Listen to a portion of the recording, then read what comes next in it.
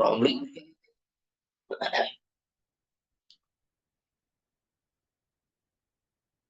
Ustaz Romli bukan?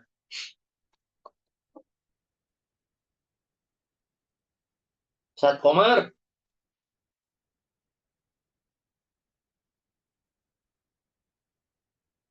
Ustaz Dwi Jayanto.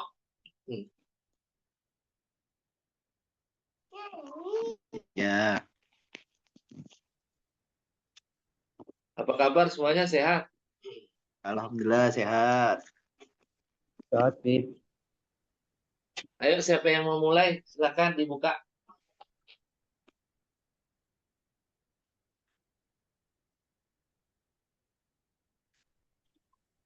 Ustaz Dwi monggo. Ya, siap sebentar.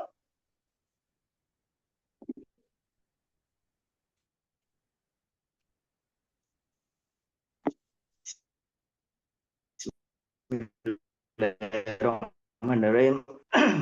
Assalamualaikum warahmatullahi wabarakatuh. Allahumma sholli wa sallim kembali terkait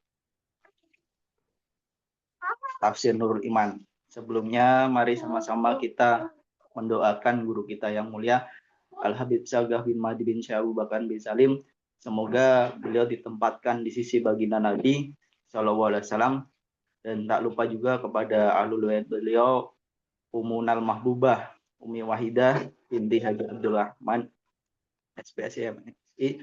Semoga beliau dipanjangkan umurnya, disehatkan badannya, serta apa yang beliau cita-citakan semoga dapat tersampaikan. Dan tak lupa juga kepada yang mengisi pada pagi hari ini, Al-Habib Hasan Al-Idrus. Semoga beliau selalu dipanjangkan umurnya, disehatkan badannya, serta dimudahkan rezekinya, agar senantiasa selalu bisa mengkaji bersama-sama dengan kita, mengkaji kitab tafsir Nurul Iman ini. Dan tak lupa juga kepada Ustadz, Ustazah, dimanapun berada, semoga selalu istiqomah untuk mengkaji tafsir daripada guru mulia kita, yaitu Al-Habib Sagah bin Mahdi bin Syekh Abu Bakar bin Salim.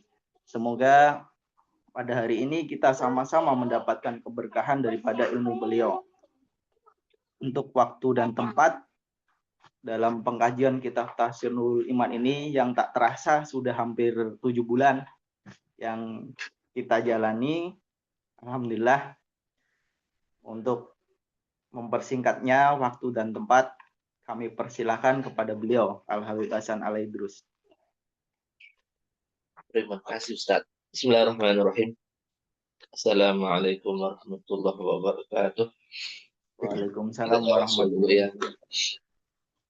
Astagfirullahaladzim, astagfirullahaladzim, astagfirullahaladzim, wa natubu ila al-fatihah biniyyati qabul wassalamu ila hadratin Nabi Muhammad sallallahu alaihi wasallam wa alihi wa azwajihi wa dhurriyyatihi wa ashabihi wa ahli baitihi wa ma la hasasa fi nafsi al-hamsa fi mahdi bin sayyid bin salim لأن الله يعلي درجاتهم في الجنة ويعين علينا من بركاتهم وأسرارهم وأنوارهم وعلومهم وبركاتهم ونفحاتهم في الدين والدنيا والآخرة وإلى حضرة النبي محمد صلى الله عليه وسلم. الفاتحة. أعوذ بالله من الشيطان الرجيم. بسم الله الرحمن الرحيم.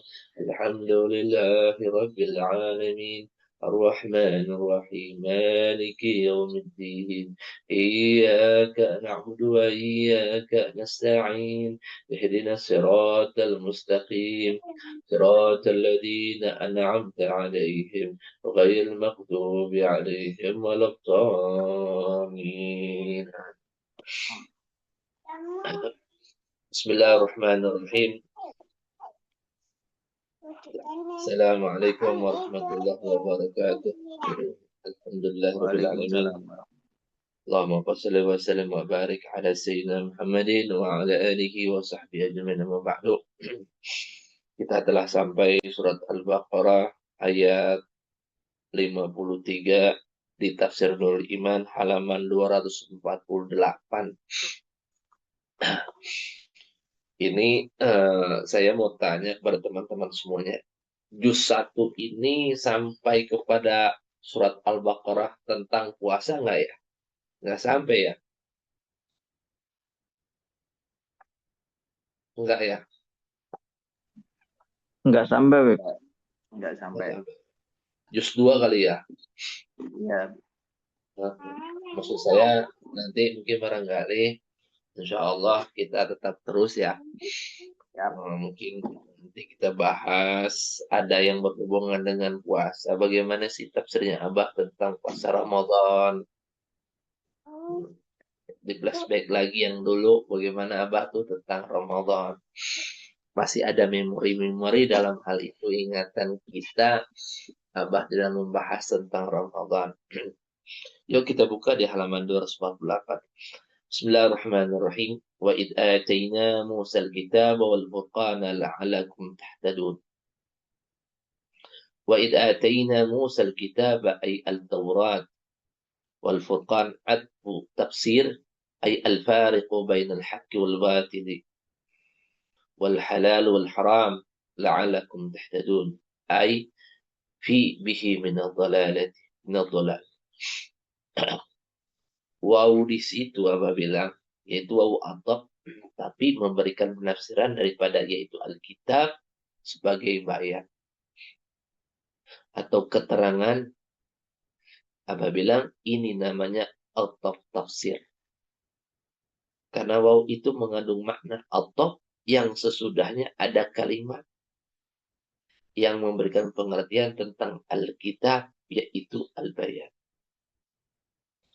Setelah diampuni dosa-dosa ini, Allah Subhanahu wa taala memperingatkan kepada Bani Israel. Di saat kami Allah memberikan kitab kepada Musa, yaitu Taurat, dan Taurat itu mengandung makna Al-Furqan. Karena isi di dalamnya itu Al-Fariqu bainal haqqi wal batil. Isi dalam konteks Taurat itu yaitu ayat-ayat yang di dalamnya mengandung pengertian. Dengan ayat-ayat itu bisa kamu membedakan mana yang hak dan mana yang batil. Mana yang baik dan mana yang benar. Ada dan mana yang tidak hak, tidak benar, yaitu yang batil. Kau baca kitab Taurat. Lanjut, karena itu Al-Quran juga diberi nama Al-Furqan. Karena kalau orang mempelajari Al-Quran, membaca Al-Quran, mengamalkan Al-Quran, manusia itu akan mengenal mana yang hak dan mana yang batil. Kalau memang posisinya belum dikasih keterbukaan di dalam hati, insya Allah dengan apa yang kita selalu senantiasa beriltimaskan, bersentuhkan dengan Al-Quran, insya Allah Allah Subhanahu wa Ta'ala akan memberikan jalan tersebut. Itu keberkahan daripada Al-Quran. Jadi ada sesuatu dalam keberkahan itu ketika dia melakukan perbuatan yang batil, kayak ada sesuatu yang terjegah. Itulah keberkahan. Maka kita jangan pandang remeh. Istiqomah. Apalagi yang berhubungan dengan pembelajaran Al-Quran. Orang kebanyakan istiqomah. Orang dalam hal ini bukan remeh. Lemah di dalam istiqomah mempelajari Al-Quran. Padahal luar biasa. Rahasia. Sangat luar biasa. Makanya Abah bilang, mana di antara sekian ilmu yang bisa menandingi Al-Quran? Hatta dia itu alfiyah. Yang mereka terkadang sangat bangga dalam mempelajari alfiyah Ibnu Malik 1000. Bisa nggak alfiyah itu mengungguli Al-Quran? Bilang orang yang mempelajari Al-Quran itu orang yang sangat berat, orang yang hebat. Orang yang Allah Ta'ala kasih dalam hatinya itu kekuatan. Gitu. Makanya berapa banyak sih di antara kita dari sekian bulan, ya kalau udah 7 bulan ya Ustaz Dwi, masuk ya silakan masuk sekian. Tapi yang penting di dalam hal tersebut, keistiqomahannya kita. Itu yang penting. Baik itu bukan 1 kali, 2 kali, 3 kali bahkan. Taat itu bukan posisi 1 kali, 2 kali, 3 kali, 4 kali. Taat itu berkontinu. Makanya ulama mengatakan keramat itu tidak ada apa-apanya tanpa ada sesuatu yang berhubung dengan keistiqomahan. Justru istiqomah itu ketika apa yang kita jalankan sungguh telah mendapatkan ribuan keramat. Orang yang mendapatkan suatu karamah, kemuliaan dari Allah, ada sesuatu yang dijalankan berupa ketaatan kepada Allah dan Rasulullah SAW.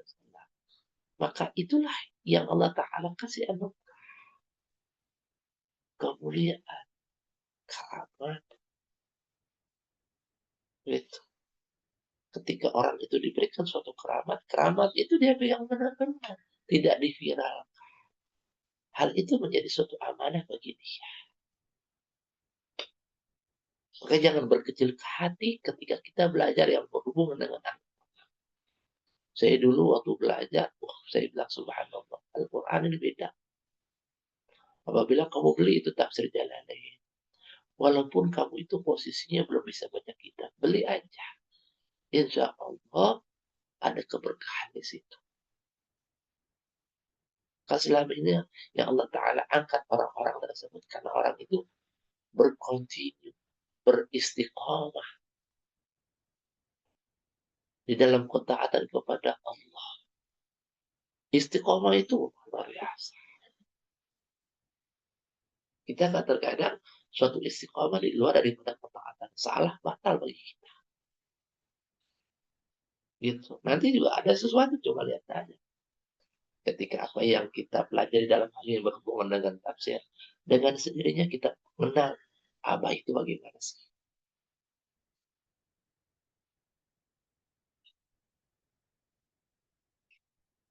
Nah, lanjut ya. Apa mengatakan mengamalkan Al-Quran, maka manusia itu akan mengenal mana yang hak dan mana yang batil. Mana yang benar dan mana yang tidak benar. Wal halal wal haram.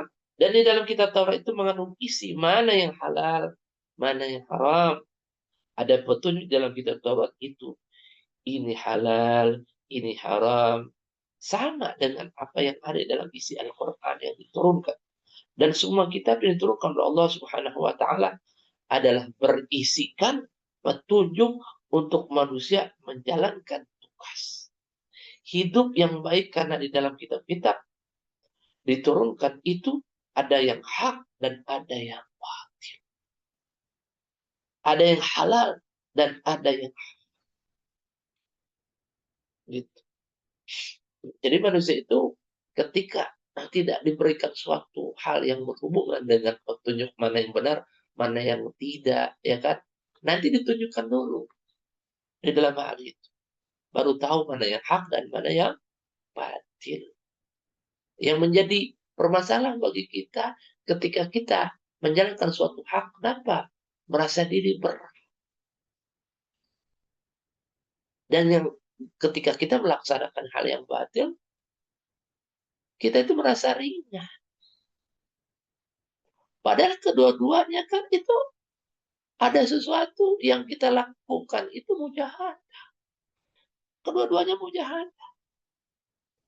Karena yang namanya batil itu sesuatu yang mendapatkan penopangan dari nafsu. Sesuatu yang hak itu ada sesuatu yang di dalam diri kita ini selalu tarik ulur. Ada sifatnya yang bahasa kasarnya itu malas di dalam diri kita. Bahkan di saat bulan Ramadan, kebanyakan orang memilih di dalam hal itu, kalau tarawih itu yang jumlahnya sedikit. Mereka mengejarnya sesuatu yang bukan berurusan dengan ketaatan. Karena mereka beralasan awam ya. Wah, lama itu, lama. Bukan asiknya di dalam ibadah. Coba kita lihat. Ada yang mengatakan di dalam hal itu kan pernah ditanya, apa sih maknanya daripada qalbu salim? Ya itu sudah merasa diri dekat dengan Allah berupa ketakwaan, kata-kata, dan dia merasa asing dengan apa yang berhubungan dengan tuntunan Allah. Itu qalbu salim.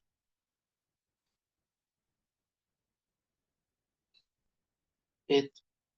Itu bertolak belakang dengan nafsu.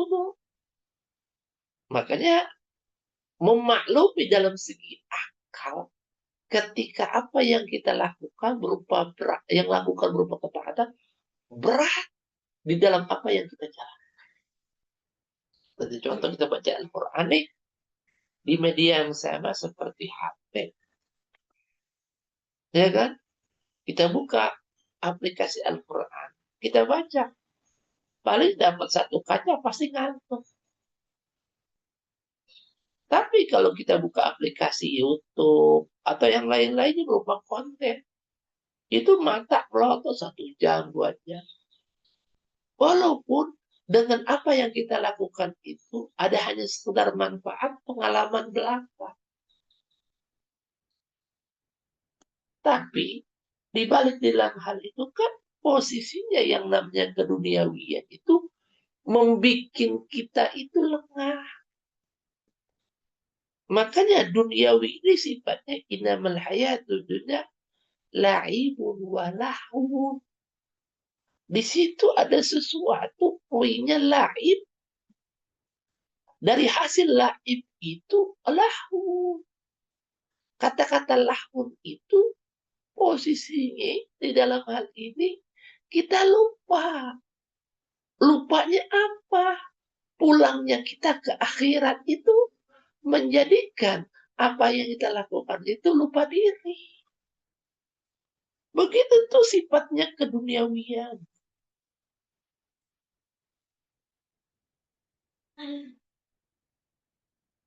Maka ngeri di dunia ini.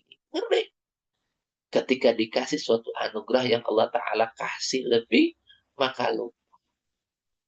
Bahkan parah lagi kalau nggak dikasih anugerah.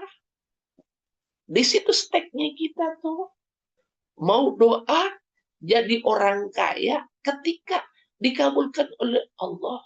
Jadi orang kaya itu tambah takwanya atau tambah parah takwanya kita.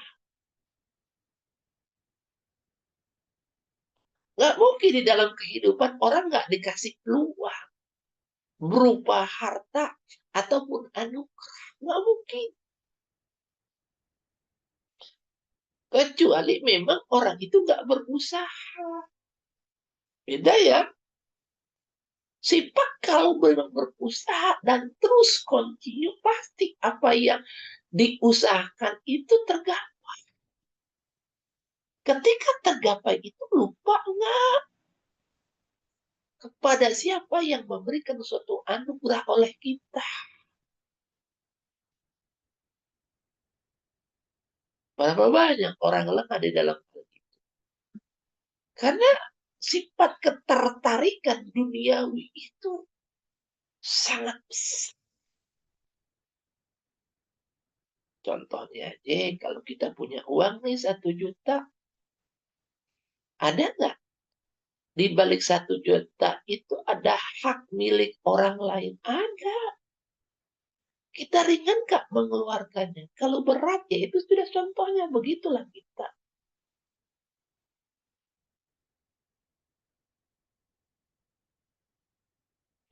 Lanjut ya. Wal halal wal haram. Dan di dalam kitab Taurat ini mengandung isi mana yang halal, mana yang haram. Ada petunjuk di dalam kitab Taurat itu, ini halal, ini haram. Sama dengan Al-Quran yang diturunkan. Dan semua kitab yang diturunkan Allah Subhanahu wa Ta'ala adalah berisikan petunjuk. Untuk manusia menjalankan tugas hidup yang baik. Karena di dalam kitab-kitab yang diturunkan itu ada yang hak, ada yang batil. Ada yang halal dan ada yang haram. Itu tuntunan dari dulu sampai sekarang. Ada. Bukankah di dalam Al-Quran seperti itu isinya? Al-fariqu bainal haqq wal batil. Begitu juga suhuf yang dibawa oleh Nabi Allah Ibrahim. Sama.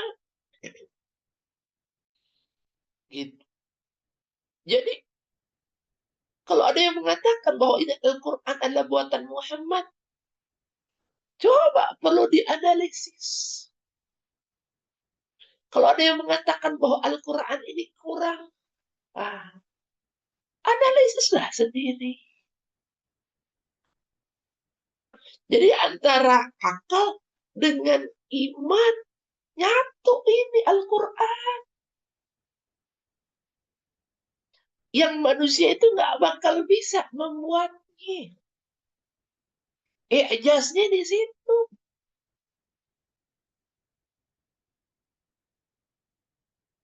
Dan syukur alhamdulillah, Bapak mengatakan tahun 2006 umat Islam Indonesia mulai ada kesadaran untuk menghindarkan diri daripada kebatilan. Ini tentang penyanyi yang Abang bahas dalam hal ini tentang pornografi dan porno aksi. Kalau pornografi itu segala sesuatu baik di media ataupun di majalah diaksikan yang berhubungan dengan lekukan tubuh atau gambar, hal yang berhubungan dengan aurat seorang perempuan itu. Karena kalau porno aksi itu di saat di depan muka umum ditampilkan keaksiannya, tapi diterbuka aurat itu dikatakan porno aksi. Mau di konten banyak yang kayak gitu. Mau grafi, mau aksi. Karena di zaman abad itu belum ada kan konten yang seperti sekarang. Dulu zaman abad itu paling keren tuh BlackBerry. Dulu paling keren ketika posisinya Abah mengeluarkan dari saku kirinya itu handphone BlackBerry itu kita melihatnya wah keren banget, keren banget. Dulu itu di bawah daripada itu ya apa tuh HP-nya, HP apa tuh lupa saya mereknya. Lanjut ya.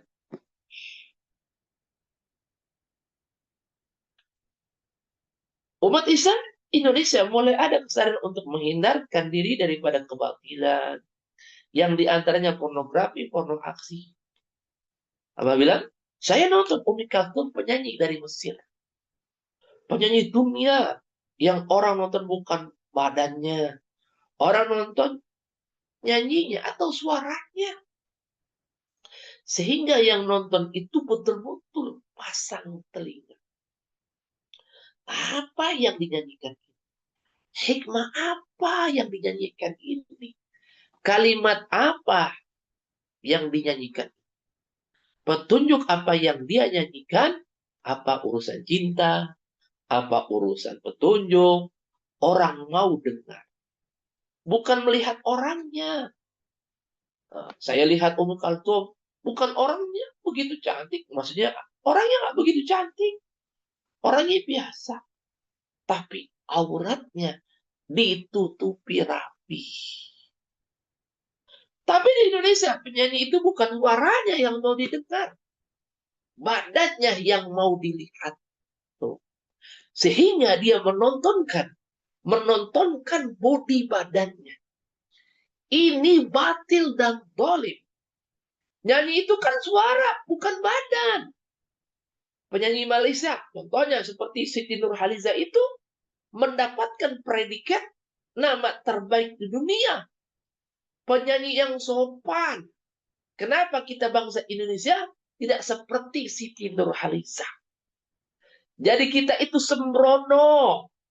Namanya itu dolim. Disuruh nyanyi kok buka. Apabila mengatakan itu orang gila. Jadi perlu ada undang-undang kehidupan manusia. Supaya manusia itu berada di dalam kebenaran. Tidak boleh sembrono. la'allakum tahtadun ay bihi minad dhalal. Semua daripada kitab yang diturunkan, di antaranya kitab Taurat, di dalamnya berisi mana yang hak, mana yang batil. Untuk manusia, jadikan bahan pelajaran supaya manusia menerima yang hak dan menjauhi yang batil. Dan di dalamnya ada yang haram, ada yang halal, agar manusia memilih yang halal, meninggalkan yang haram. Diturunkan seperti itu kitab dari Allah Subhanahu wa ta'ala. Supaya manusia tahtadun. Apa itu tahtadun? Supaya kehidupan ini di dalam petunjuk Allah Subhanahu wa ta'ala. Tidak menjadi orang yang dolan. Tidak menjadi orang yang sesat. Ini yang perlu diketahui di dalam pendidikan kita. Diturunkan oleh Allah Subhanahu wa ta'ala. Kemudian isi daripada kitab itu terdahulu. Pasti ada yang memberikan petunjuk kepada manusia agar saling tolong menolong. Melakukan silaturahmi. Ini ajaran kitab yang diturunkan oleh Allah Subhanahu wa ta'ala. Lanjut ya. Di halaman 250. Di situ tertulis surat Al-Baqarah ayat 54 sampai 59.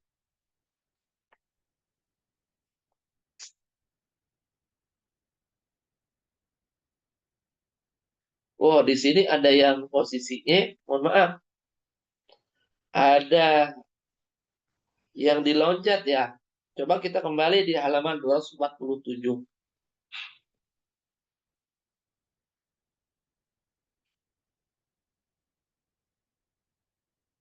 Tadi kan 246 ya. Nah, di situ tertulis setelah Bani Israel, nih 246, murtad menyembah kepada patung anak unta yang dibikin dari emas. Itu oleh Musa As-Samiri. Mereka bertobat. Bani Israel ini sangat dicintai oleh Allah Subhanahu wa ta'ala. Karena Bani Israel itu adalah keturunan daripada cucu-cucunya Nabi Allah Yakub. Katanya oleh sebab itu mereka sangat disayangi oleh Allah Subhanahu wa ta'ala. Sudah mereka murtad, meninggalkan agama yang dibawa oleh Nabi Musa alaihissalam. Kemudian mereka bertobat, pulang dari hal tersebut. Setelah Nabi Allah Musa menerima apa yang ada dalam kitab Taurat itu, yang lamanya kurang lebih 40 hari di Bukit Sinai. Umatnya bertobat, mereka memohon ampun kepada Allah Subhanahu wa ta'ala yang maha kasih sayang, tidak mau membiarkan harapan hambanya, dan manusia itu sangat dicintai oleh Allah Subhanahu wa ta'ala. Sangat disayang. Permohonan diterima oleh Allah Subhanahu wa ta'ala. Maksudnya doa tersebut dalam permohonan itu diterima oleh Allah Subhanahu wa ta'ala. Diberitahukan diterima tobat mereka. Mahauna dzunubah. Dan Allah Subhanahu wa ta'ala menghapus dosa-dosa mereka. Untuk apa kesemuanya? Itu supaya hamba Allah Subhanahu wa ta'ala dari Bani Israel ini bersyukur kepada Allah Subhanahu wa ta'ala. Yaitu dengan cara berbuat taat kepada Allah Subhanahu wa ta'ala. Jadi syukur itu bukan sekedar mengucap alhamdulillah. Nih, kita garis bawahi. Tapi syukur itu berbuat taat kepada Allah Subhanahu wa ta'ala. Jadi kalau kita menjalankan salat 5 waktu, istiqomah rutin, berzikir dengan baik, itu tanda syukur kita kepada Allah Subhanahu wa ta'ala. Bukan paksaan. Karena kita diciptakan oleh Allah Subhanahu wa ta'ala. Jadi kita bersyukur. Sujud, ruku, i'tidal, duduk di antara dua sujud, duduk tahiyat. Itu kesemuanya sebagai tanda syukur kita kepada Allah Subhanahu wa ta'ala. Artinya perwujudan syukur itu kita praktekkan. Bukan hanya sekedar pengucapan apa yang ada dalam lidah kita, tapi kita praktekkan. Di dalam kepraktekan tersebut bentuk ketaatan kita kepada Allah. Maka syukur itu hanya sekedar pengucapan. Karena manusia ini pada dasarnya makhluk yang posisinya culas. Kalau bahasa kasar orang baru, culas. Mengucapkan Alhamdulillah, tapi tidak sesuai dengan kepraktekan Alhamdulillah.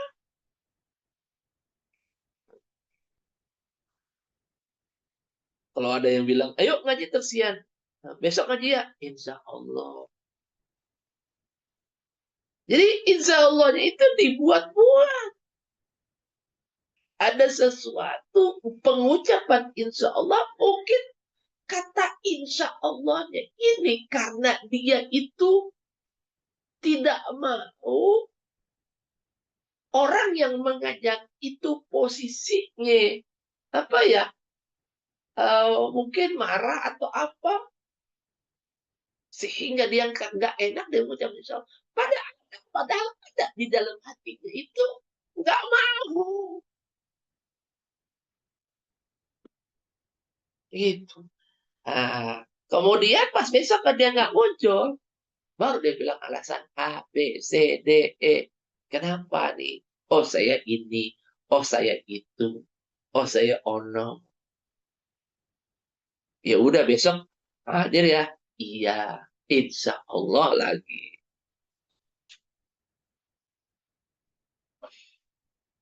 Lanjut ya. Dia Allah menciptakan kita menjadi manusia, manusia yang bijak, yang mempunyai pikiran yang begitu maju, canggih, yang tidak diberikan kepada makhluk-makhluk lain. Akal hanya diberikan kepada manusia. Oleh malaikat, tidak bisa. Ini kesemuanya kita tunjukkan dengan kita taat kepada Allah Subhanahu wa Ta'ala. Yang menjadi pertanyaan bagi kita, jin dan setan itu punya akal nggak? Punya. Tapi tidak sempurna seperti akalnya manusia. Yang menjadi pertanyaan bagi kita, kenapa kita akalnya sempurna ini masih terkalahkan dengan ajakan setan atau iblis? Di sini analisisnya apa? Yang menjadi masalah bagi kita, kita punya akal yang sempurna, masih terkalahkan dengan hawa nafsu kita.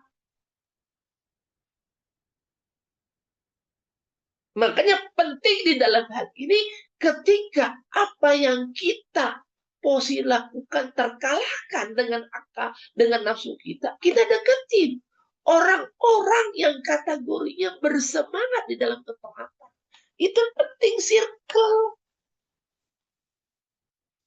Makanya manusia itu kan pada unsurnya berubah atau tidaknya tinggal tergantung dari biahnya, lingkungan.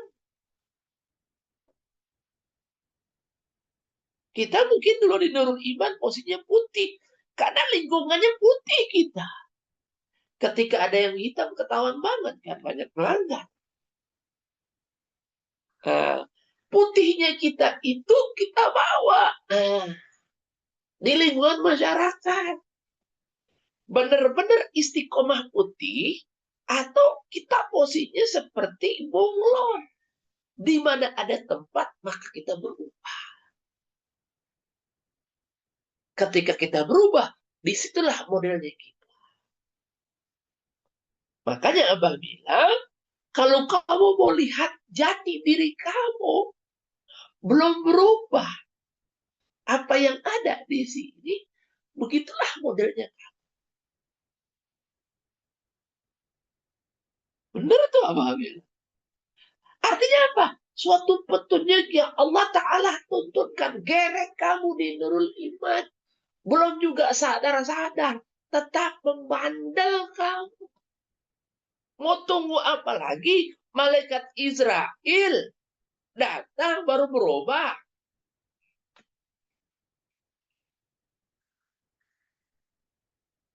Atau apa yang saya perintah sama kamu, tidak kamu indahkan perintahnya saya. Gitu. Jadi kita ngerit nih sebetulnya. Yang kita tiap subuh doa kunut Allahumma hdina fi man hadait Ya Allah, berikan kami petunjuk seperti mana yang Engkau telah berikan kepada yang lainnya petunjuk.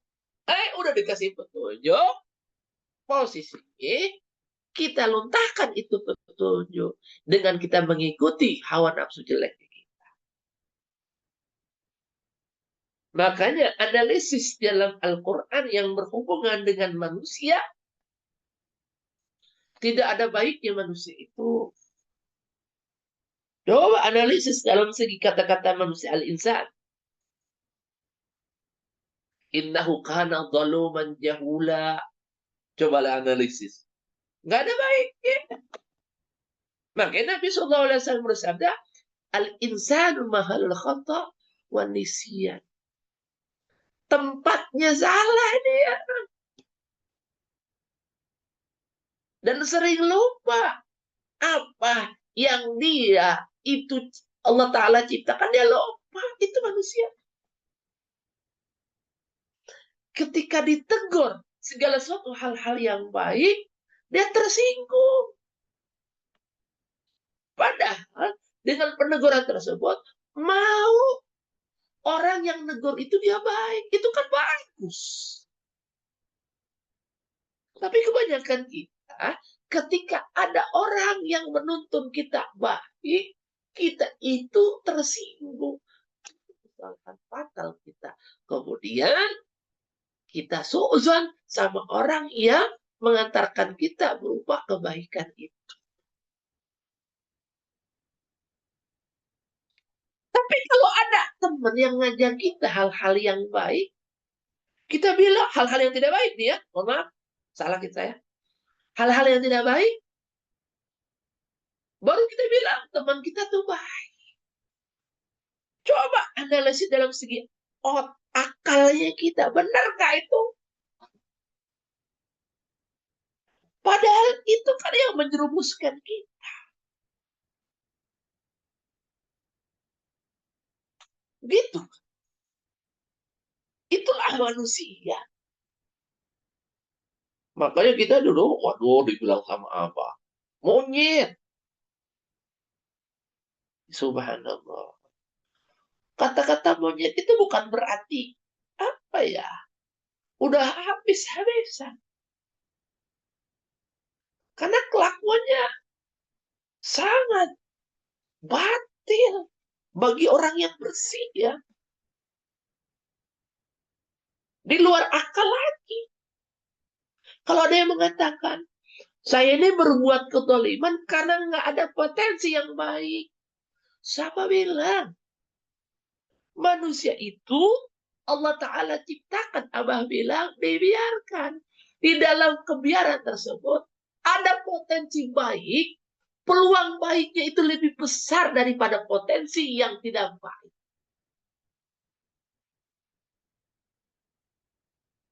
Cuma, karena terkalahkan akal sehatnya dengan hawa nafsu, maka dia melakukan kebatilan.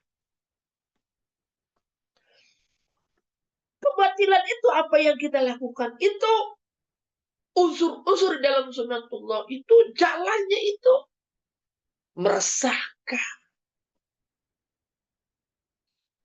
mewariskan kefakiran di dalam diri dan hati ini, gundah gulana, bete. Itu kode-kode Tuhan. Maka Nabi SAW bersabda, al-ithmu ma haka fi sadrika. Dosa itu tandanya setelah apa yang kita lakukan itu di dalam hati kita ini resah, nggak bisa tenang. Cuma yang lebih parah lagi kita lakoni. Tapi ketaatan apa yang kita lakukan, as-sadiq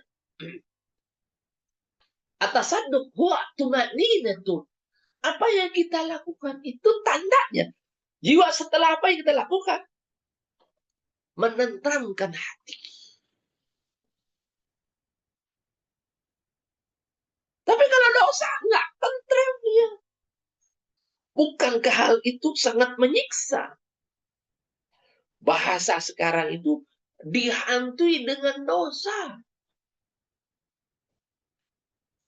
Dan pede juga terkadang kita dengan apa yang kita lakukan.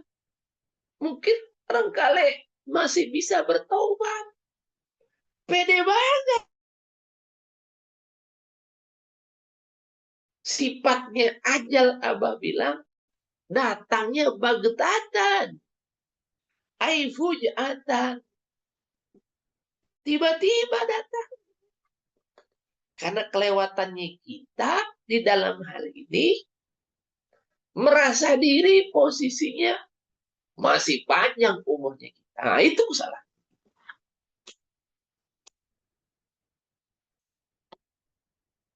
Lanjut ya.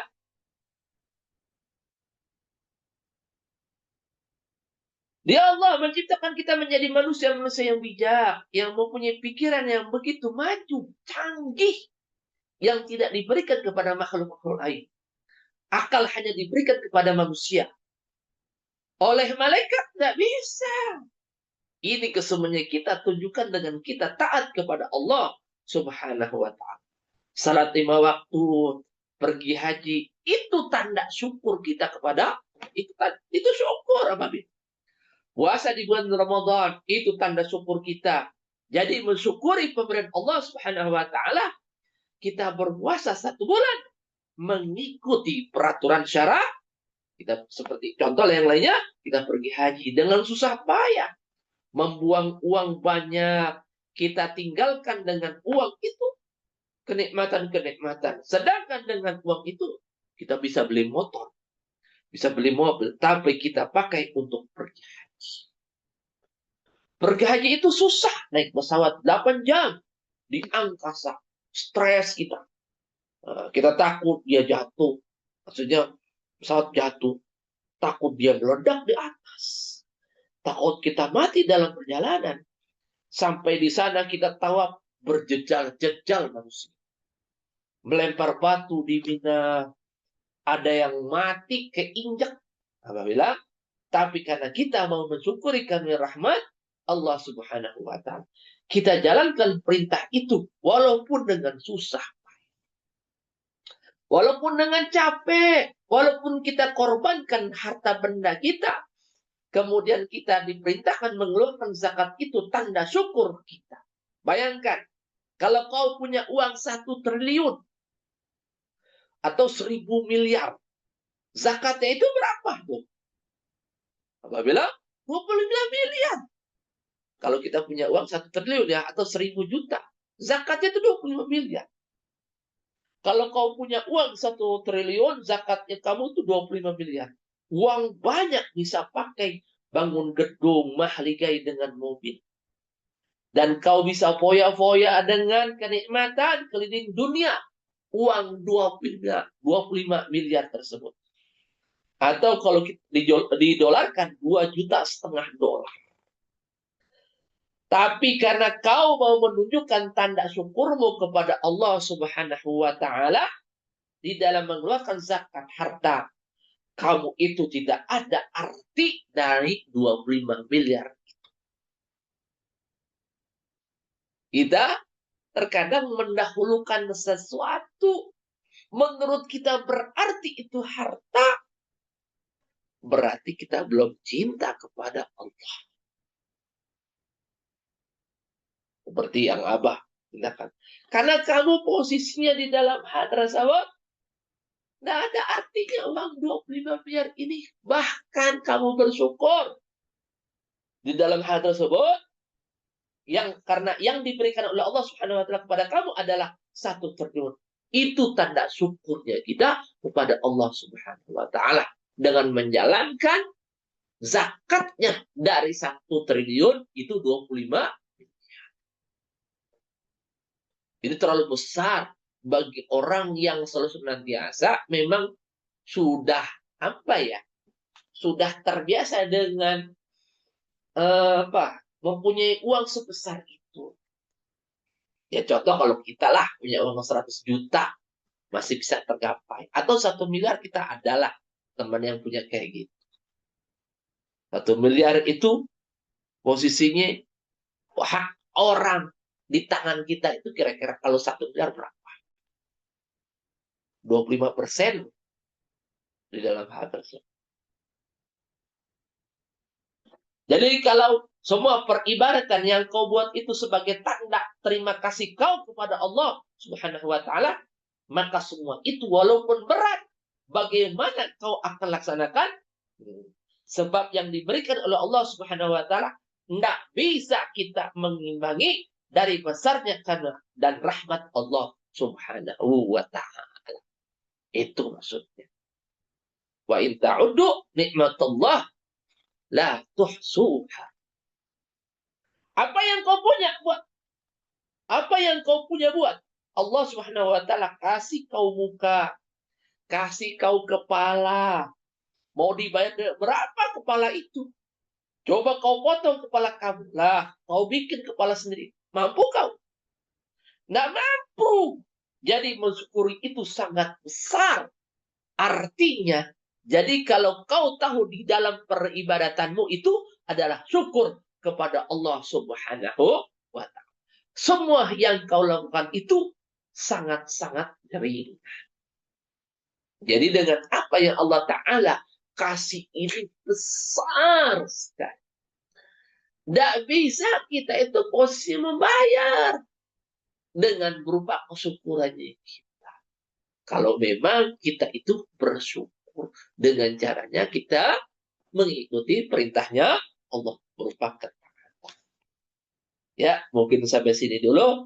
Insya Allah pertemuan yang akan datang kita lanjut kembali di halaman 250 di ayat 54. Jika memang mau sharing, dipersilahkan. Ustadz Komar, apa kabar? Sehat? Sehat, Habib. Alhamdulillah. Ya, silakan Ustadz Komar berbagi-bagi.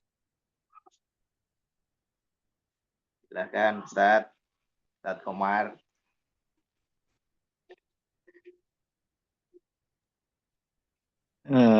Yang lain tadi kita mustamik dulu.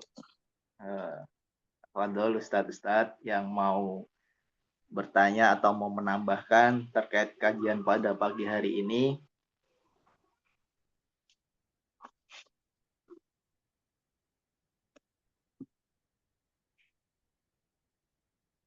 Silakan.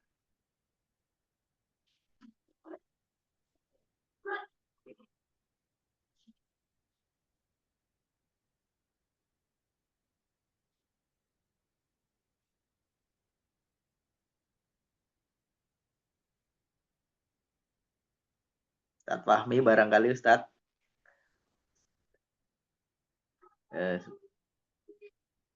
Ya, izin Habibana, maaf kegiatan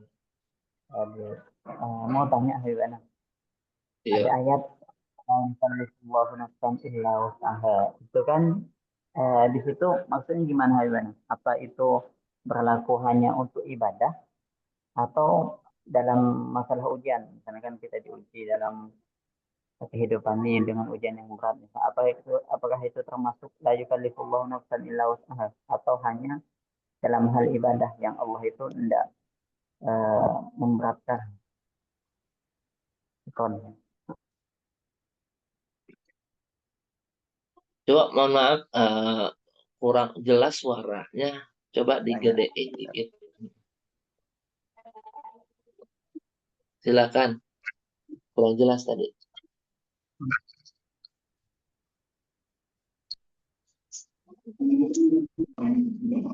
Gini Habibana, kan ada ayat la yukallifullahu nafsan illa wus'aha. Nah itu maksudnya Allah itu tidak mentaklifkan seorang itu hanya untuk hal ibadah atau itu juga dalam hal ujian di kehidupan dunia. Kalau dalam hal ujian pada kehidupan dunia kan Kenapa ada orang yang sampai bunuh diri seperti itu? Ya, terima kasih, bentar. Mati lampu. Nanti buka dulu pintu ya, supaya terang. Bentar. Ya.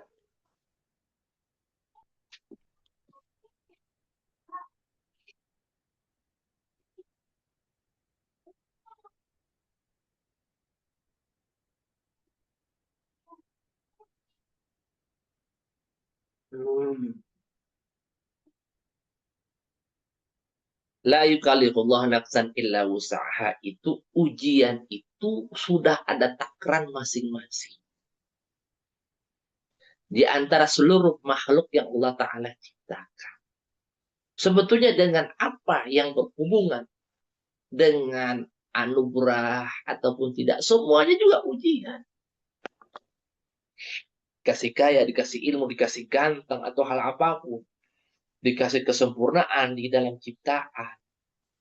Atau posisinya tersakit atau hal apapun. Semuanya itu ujian. Tapi di balik suatu ujian ada penakaran. Tidak mungkin juga di dalam ujian tersebut, ya kan, posisinya apa yang Allah Ta'ala uji lebih melampaui batas daripada takaran di dalam ciptaan orang itu. Mampu dan tidaknya ya. Cuma kita terkadang posisinya karena dominan hawa nafsu itu mengalahkan akal sehat, ranahnya di sini. Terkadang kita mengatakan, Ustadz, saya itu tidak mampu, gak sabaran. Walaupun dengan ketidaksabaran yang kita lakukan, apakah dengan ucapan kita itu dia bilang kagak mampu, gak sabaran saya Ustadz, ujian itu terhenti? Enggak. Tetap terus. Ada masanya enggak? Ya ada.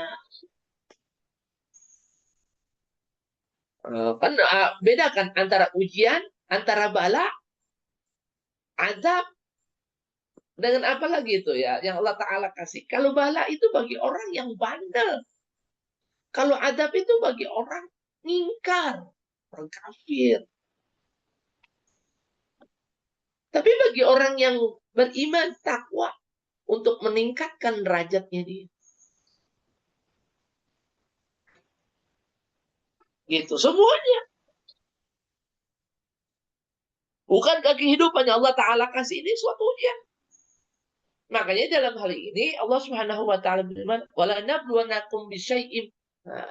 Pasti kami akan menguji kepada kamu sekalian. Kata-kata itu pasti. Artinya tidak luput dari ujian gitu. Tapi kan ada poin-poin di balik ujian itu, menganalisis dalam ilmu, itulah solusinya.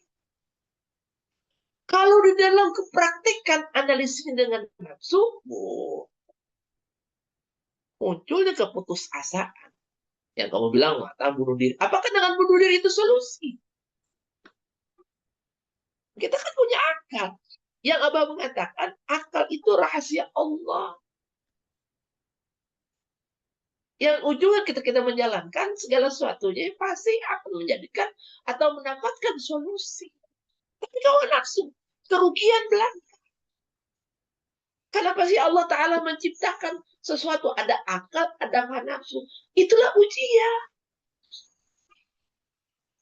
Kenapa Allah Ta'ala kasih penyakit? Tapi di balik penyakit kan ada obat. Artinya di balik masalah, ya kan, ada solusi. Makanya adanya sesuatu yang berhubungan dengan ilmu, karena sebelumnya itu adanya masalah.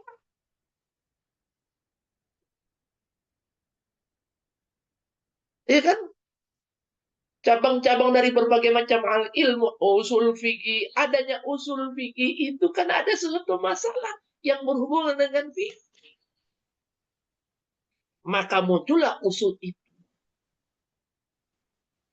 Atau apapun di luar daripada itu. Makanya di balik ada sesuatu bau, ya kan pasti ada harum. Kenapa Nabi SAW di saat bersabda, kamu buka dalam kitab Bulughul Maram, bab apa tuh tentang air ya? Ketika posisinya lalat itu jatuh ke minuman kita, apa yang Nabi sabdakan? Apakah kita langsung ambil itu lalat? Tapi tidak. Nabi sabdakan, celuplah lalat itu posisinya di minuman kamu. Baru habis celup di posisi apa ya? Diambil itu lalat, dibuang. Lalat. Bukan dimatiin ya. Artinya apa? Nabi mengatakan, ya Rasulullah kenapa seperti itu? Yang namanya lalat itu, ya kan, salah satu di antara sayapnya itu ada mengandung racun. Tapi di balik racun ada penawarnya. Artinya apa? Kehidupan itu di balik masalah ada solusi. Makanya saya mengatakan, kalau memang bukan diantum ya, digigit ular, di balik gigitan racun itu, di situ tuh ada penawarnya.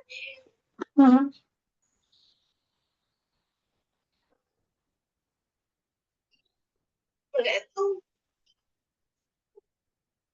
Dalam analisis dalam segi ilmu, ya begitu. Ilmu itu kan suatu petunjuk. Ya tinggal tergantung manusia itu kembali kepada manusia.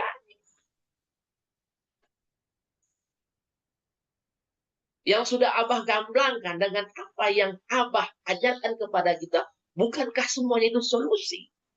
Cuma kita tidak mengikuti solusinya apa. Maunya kita masalah. Ya bermasalah berarti kitanya.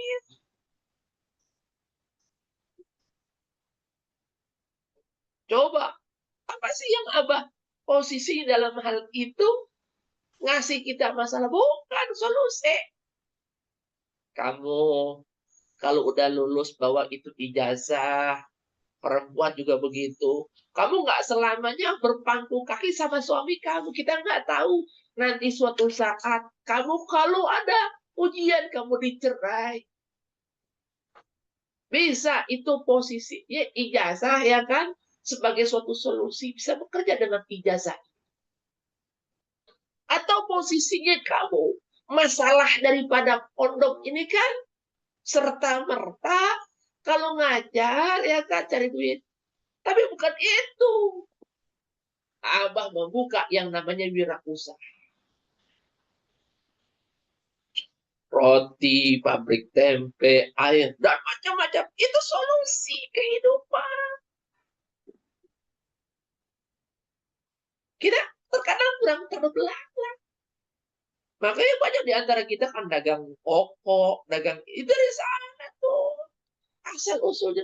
Karena Abah melihat kebanyakan dunia pondok pesantrennya itu hanya mengandalkan ngajar dari maisha itu, kehidupan itu. Tapi kan di balik hal itu semuanya wirausaha. Abah berwirausaha, bisnis. Bukan mencari kehidupan sesuatu yang berurusan dengan dakwah bohong Abah itu. Itu contoh.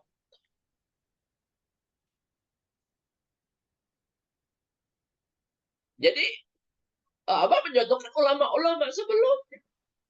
Ahmad bin Hanbal. Beliau itu punya toko baju. Habis ngajar di toko. Memang seperti itu. Kiai-kiai dulu tuh ya. Kalau habis ngajar, mereka bertani, beternak, mereka punya ikan. Maka Nabi SAW bersabda, yang paling halal di antara kesekian apa yang kita gapai itu ketika uang atau maisha itu kita dapatkan dari hasil keringatnya kita. Itu halal banget. Jangan merasa pede ketika kita posisinya ceramah sana sini dapat amplop segepok.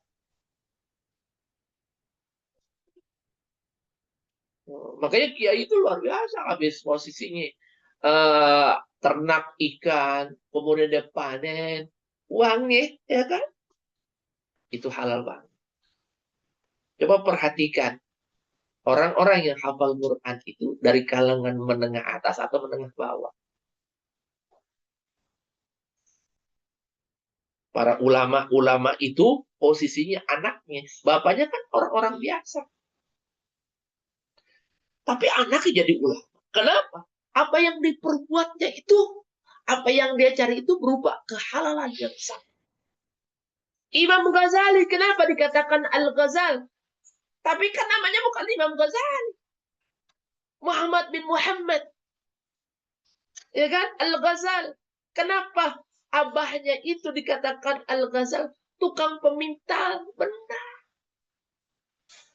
Dari itu, hasil itu, kemudian cinta sama ulama. Setiap daripada ada ulama berkunjung atau berceramah, abahnya Imam Ghazali itu selalu di depan. Selesai ceramah, ya kan? Ada sesuatu yang diamplopi oleh bapaknya Imam Ghazali untuk ulama tersebut dan minta doa untuk anak itu supaya jadi seperti tuan guru. Begitu doanya bapaknya. Jadi anak.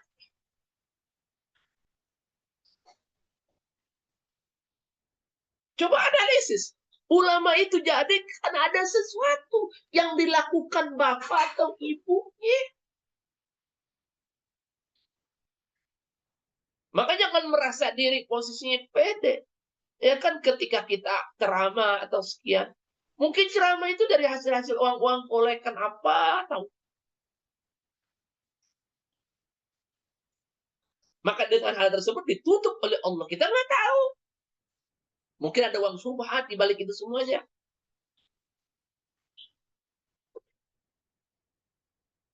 Maka pedelah dengan segala sesuatunya yang berhubungan dengan pencarian kita berupa keringat kita.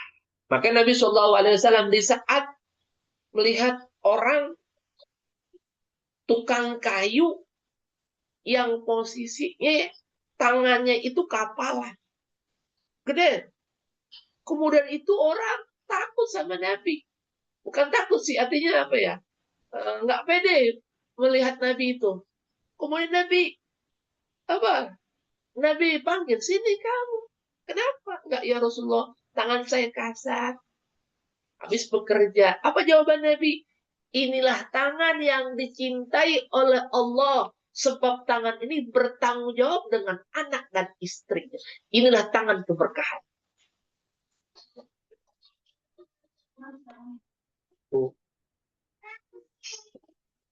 Gitu. Makanya kalau keturunan kita menjadi orang-orang yang soleh, ya analis dari bapak dan ibunya itu. Apa yang dia cari? Apa yang dia perbuat?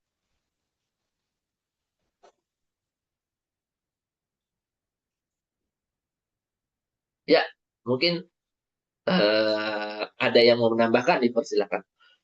Ada yang bertanya ini, Bib. Iya. Dari Ustadz Rifki Al-Fauzi. Mohon bertanya Habibana, apakah Abah pernah menafsirkan ayat tentang mahabbah atau menafsirkan doa yang Abah dapat dari guru-guru beliau? Begitu deh pertanyaannya. Kalau yang saya paham, nanti juga akan ketemu dalam hal itu. Makanya kajian ini sangat indah. Semuanya kita bisa tahu. Yang penting berkontinu, pelan-pelan. Gitu. Kalau kita mesti satu sekian, takutnya saya salah.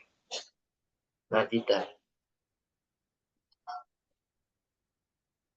Kalau mungkin ya kalau ada yang lainnya mau menambahkan, dipersilakan. Silakan. Ustadz yang mau menambahkan. Ustadz Komar.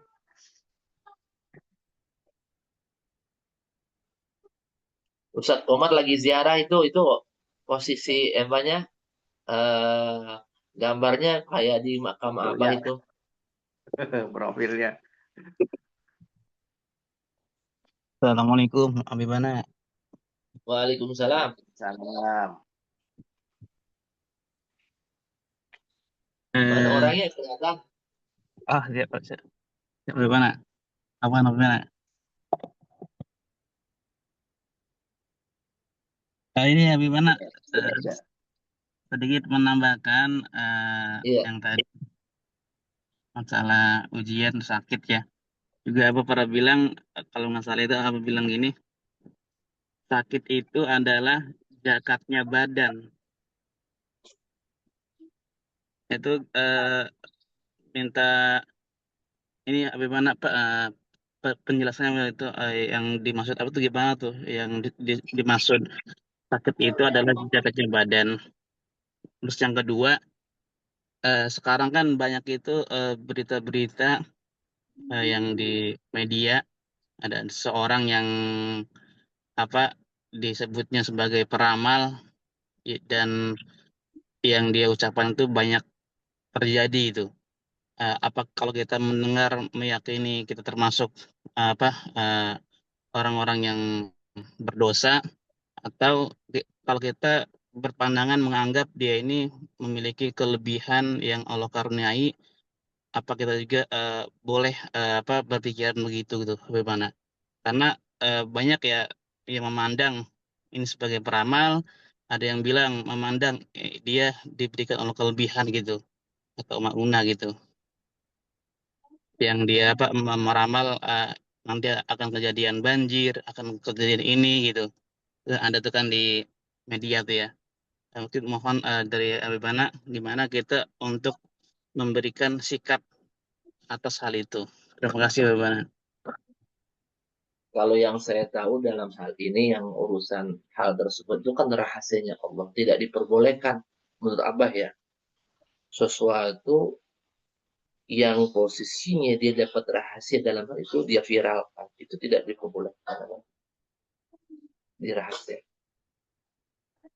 Ketika orang itu memviralkan dalam hal itu, sekonyong-konyong mau diluluhkan oleh posisi manusia, itu dia akan bertanggung jawab nanti suatu saat. Kalau memang posisinya benar tanya atau sekian-sekian, itu kan kejadiannya qadim. Sudah ditentukan oleh, artinya apa ya? Terjadinya itu sekarang. Tapi sudah ditentukan oleh Allah di qadim. Makanya yang berurusan dengan peramal, apa Abah mengatakan kadabal munajibun in sadaqah. Abah menukil dalam hadis Nabi. Telah berbohong para peramal itu walaupun benar. Ya. Makanya oleh sebab itu kita tidak diperbolehkan mempercayai. Pernah Abah kan cakep banget di dalam menganalisis ilmu falak yang berhubungan dengan orang itu sakit, orang itu jodoh, orang itu mati. Kita waktu itu belajar Nurul Dolam. Di saat Abah menerangkan yang berhubungan dengan pelajaran Nurul Dolam itu, ada yang nelpon. Habib, ini Abah saya sekarang dalam keadaan masuk ICU. Tolong didoakan Habib. Ya, saya doakan. Tapi Abah bilang, di saat dia mengatakan seperti itu, saya lihat jam, saya hitung jam. Sekian di saat itu, nelpon 10:30. Ya kan? Kemudian Abah posisinya ngitung sekian, namanya sekian, ibunya sekian, begini lah. Nanti jam 1 sekian. Kemudian jam 1, dia telepon lagi, Abah bilang, Habib, Abah saya telah meninggal dunia. Tolong didoakan. Abah mengatakan, saya nggak percaya dengan ilmu falak. Saya percaya dengan takdirnya Allah. Kalau saya percaya dengan ilmu falak, berarti saya murtad. Tuh. Kejadian sekarang, tapi takdirnya telah terdahulu. Gitu. Memang ada di dalam ilmunya, Abah bilang ada ilmunya. Tapi kalau kamu percaya dengan ilmu itu, ilmu falak, kamu murtad.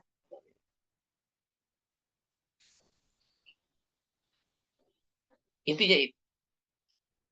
Makanya jangan terlalu terbuka dengan hal-hal ketika orang mau bilang, wow, benar kejadiannya. Apa? Kejadiannya. Seperti mana Abah dulu pernah mengatakan, posisinya. Ini bagaimana tsunami Habib sekian. Begini, gini. Itu kejadiannya kan baru sekarang. Takdirnya udah terdahulu. Begitu. Makanya iman tuh segala sesuatu kemana-mana dibawa. Jangan gara-gara sesuatu ada orang yang di dalam nafsu kita orang itu hebat sehingga berubah imannya kita. Jangan.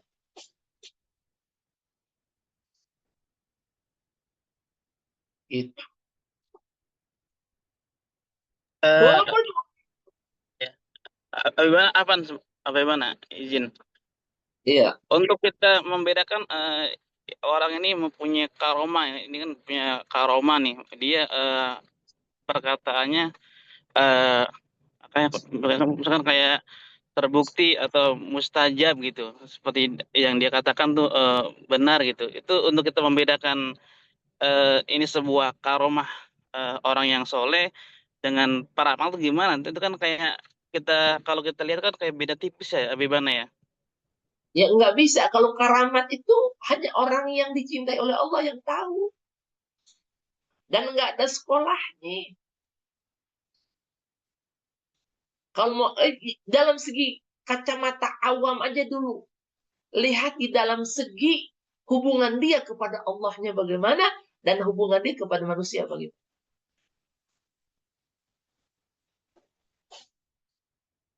Gitu. Tapi kalau sihir ada sekolahnya. Biasanya yang berhubungan dengan keramat itu, ya kan, dia nggak mau memviralkan. Itu rahasianya, Babi. Nggak mau dia. Karena dengan apa yang diviralkan, tanpa ada sesuatu meminta izin lewat istikharahnya, itu aib bagi orang yang mengatakan wali Allah.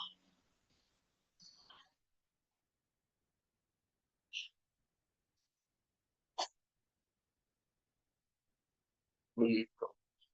Para nabi dan para rasul itu bukankah segala sesuatu dengan apa yang mereka menguatkan mukjizat itu minta izin dulu kepada Allah, nggak serta merta.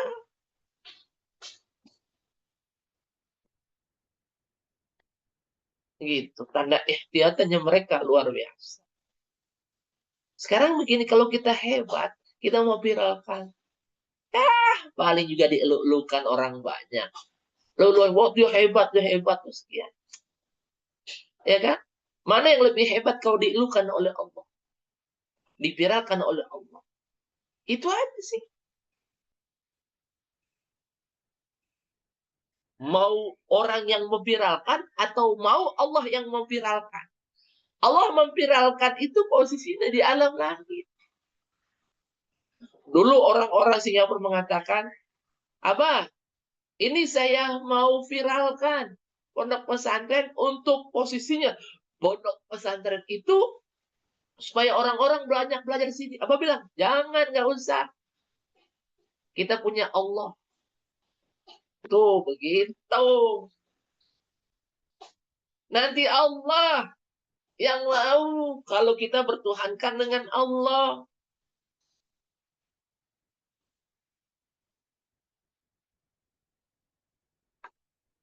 Orang mau viralkan kan ada sesuatu. Ngapain mau diviralkan? Biasanya orang-orang yang awam kemudian memaksa untuk hal supaya viral. Supaya mengatakan, ini guru saya benar semuanya.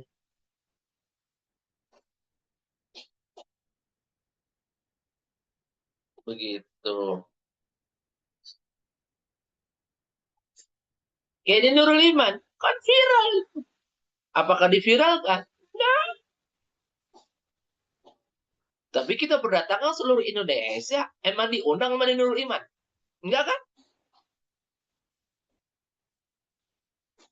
Ada Nur Sidik dari Kalimantan. Nur Sidik dulu masuk Nurul Iman, diundang kan di Nurul Iman? Ada Ustadz Dwi Jayanto dari mana tuh? Dari Sukabumi ya? Batang, Jawa Tengah. Jawa Tengah. Emang Iya. ada undangan dari Nurul Iman? Datang kok. Nggak ada. Begitu. Makanya pendidikan ABA itu sangat luar biasa. Beda. Jangan posisinya, mohon maaf ya, ya terserah. Beralihkan sesuatu dengan apa yang ABA ajar. Kalau untuk penambahan ilmu, silahkan. Baik kuliah lagi atau apa.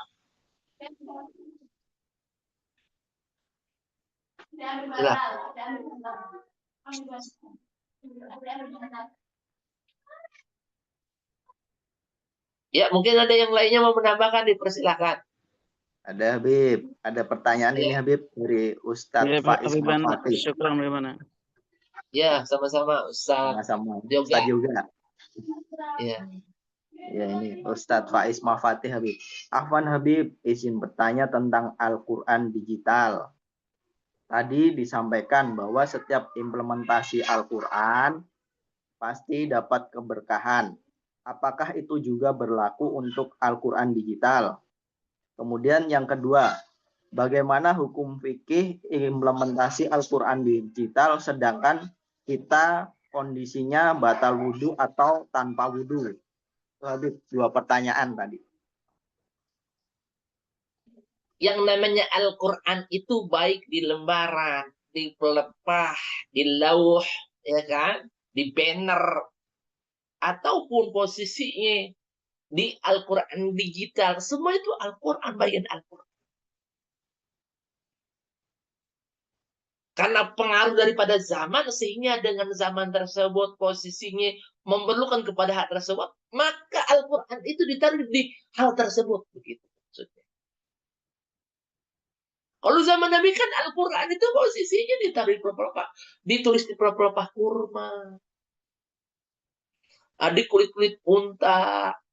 Kalau di Afrika sampai sekarang tuh posisinya cuma di kulit-kulit tuh mereka menghafal Al-Quran. Di Indonesia kok mereka sekian. Posisinya dikatakan tulis dicetak. Ada yang terbaru lagi sekarang ya kan? Bukan terbaru, sudah lama sebetulnya. Di digital. Al-bagian daripada Al-Quran. Bagaimana?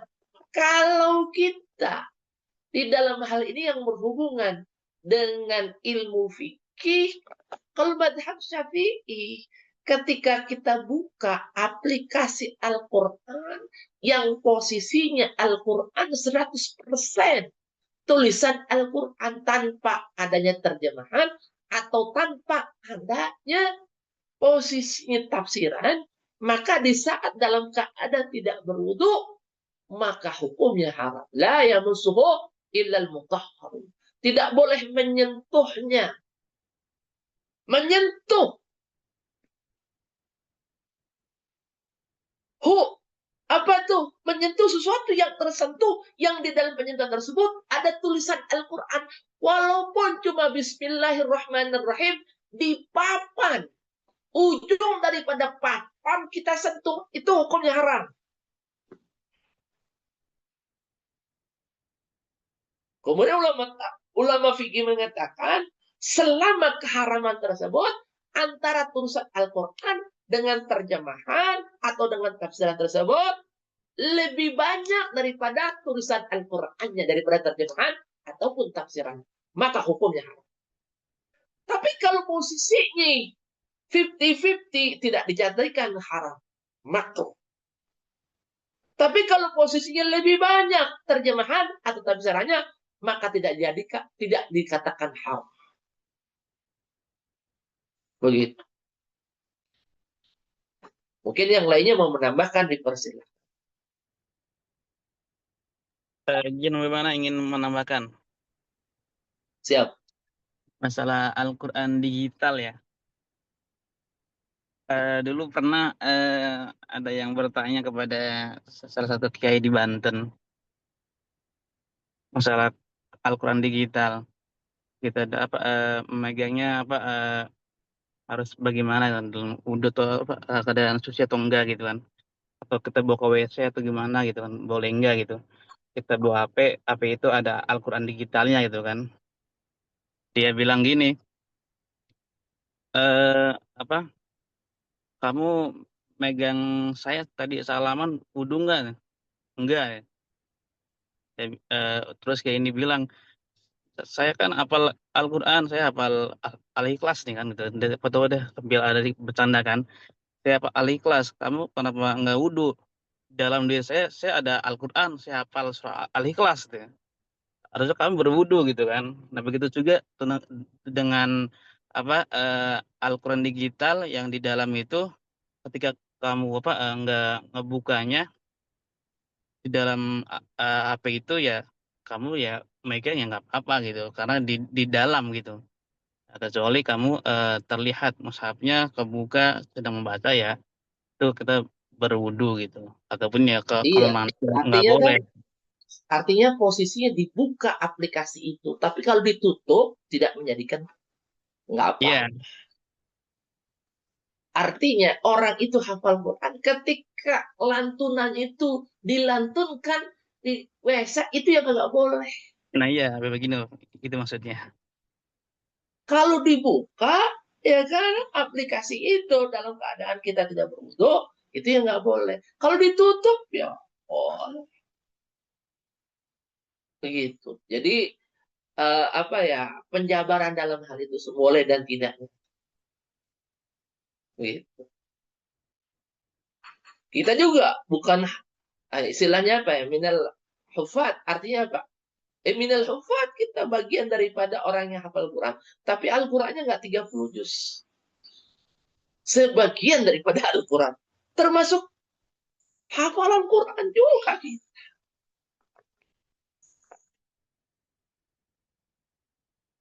Bentar. Kamar mandi. Mungkin ada yang lainnya menambahkan. Silakan. Bentar ya.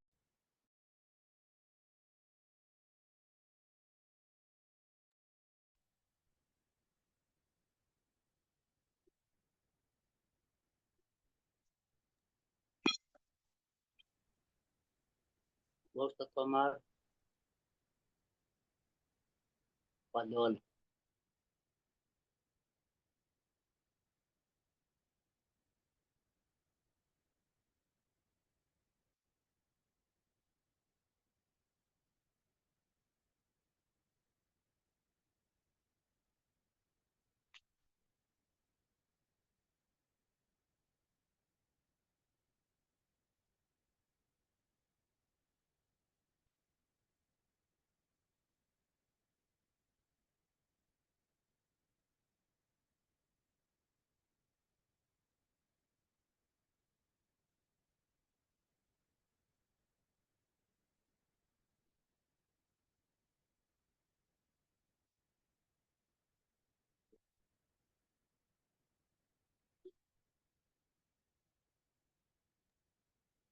Ustaz Nur Hadi ini menambahkan nih. Ya, silakan Ustaz Nur Hadi.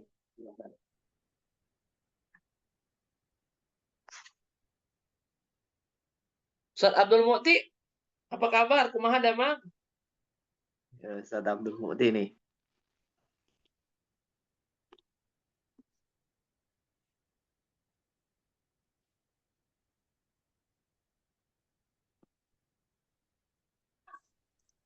Damang Bib, belum bisa ikut komentar jauh Bib. Oh, Mau jangan bocil, mau jauh-jauh bocil. komentarnya. Nanti kalau Iya, jauh-jauh komentarnya hilang lagi, repot. baru ada listrik nih, baru hidup listrik. Oh, baru hidup listrik. Oh iya, siap. Ya Malu udah. banjir Karawang. Oh, Oh, banjir Karawang ya? banjir. Oh, ya, mungkin sampai sini dulu. Insya Allah pertemuan yang akan datang kita lanjut kembali. Saya mohon maaf, mohon ridhonya. Wabillahi taufiq wal hidayah. Assalamualaikum warahmatullahi wabarakatuh. Saya undur ya. Waalaikumsalam Waalaikumsalam warahmatullahi warahmatullahi wabarakatuh. wabarakatuh. Syukran Habibana. Barakallah. Bagaimana? Alhamdulillah, kajian tafsir Nurul Iman pada pagi hari ini yang sudah dilaksanakan oleh beliau Habib Hasan Al-Idrus. Dan juga saya sampaikan terima kasih kepada baik yang sudah bertanya ataupun menambahkan tadi seperti Ustadz Nur Sidik Fahmi, Ustadz Rifki Al-Fauzi, Ustadz Yuga Rivaldi, Ustadz Faiz Mafatih. Syukron atas waktunya, tadi sudah menyempatkan untuk bertanya dan juga menambahkan. Terima kasih banyak. Saya dari MC mohon undur diri, mohon maaf apabila ada yang kurang berkenan membawakannya. Semoga hari ini dalam kondisi sehat-sehat terus, selalu bisa istiqomah, diberikan kelancaran, dan rezeki juga yang berlimpah. Terima kasih banyak semuanya saudara-saudara saya yang dari Nurul Iman. Wabillahi Amin. taufiq wal hidayah. Wassalamualaikum warahmatullahi wabarakatuh. Waalaikumsalam warahmatullahi.